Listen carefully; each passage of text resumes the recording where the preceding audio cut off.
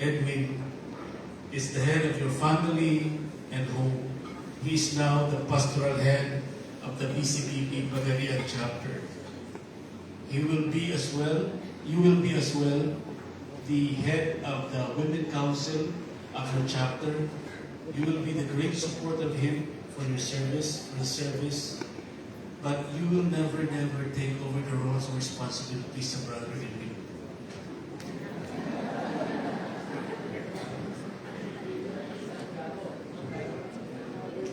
Klaro yun for world peace. Okay. Let us now read your appointment letter.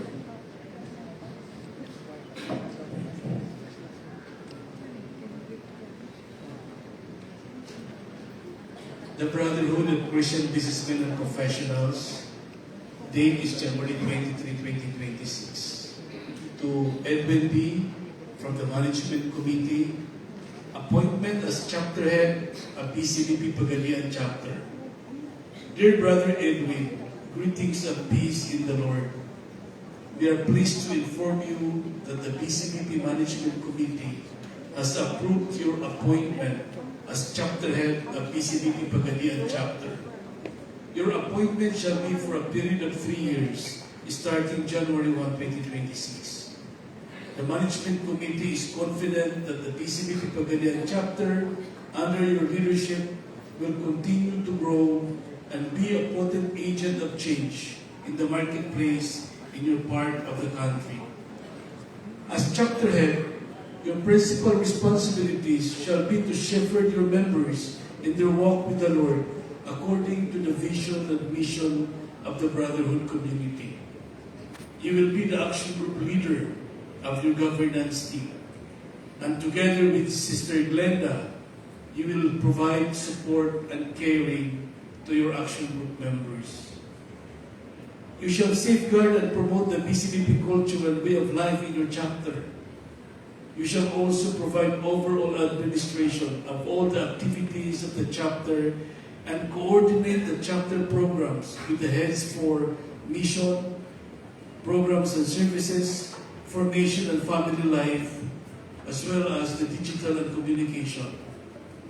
In coordination with your chapter treasurer, you shall likewise report on the financial position and transactions of your chapter to your members every month and ensure that your chapter submits its financial report to the BCBP office regularly.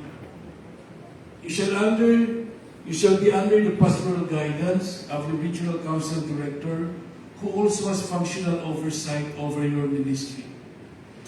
We thank you for accepting the service as chapter head, and the whole Brotherhood community is one with you in praying that the Holy Spirit will guide and protect you in your service and in all your activities for the greater glory and honor of God.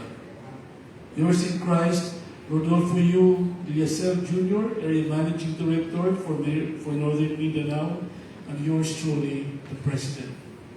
Congratulations, brother.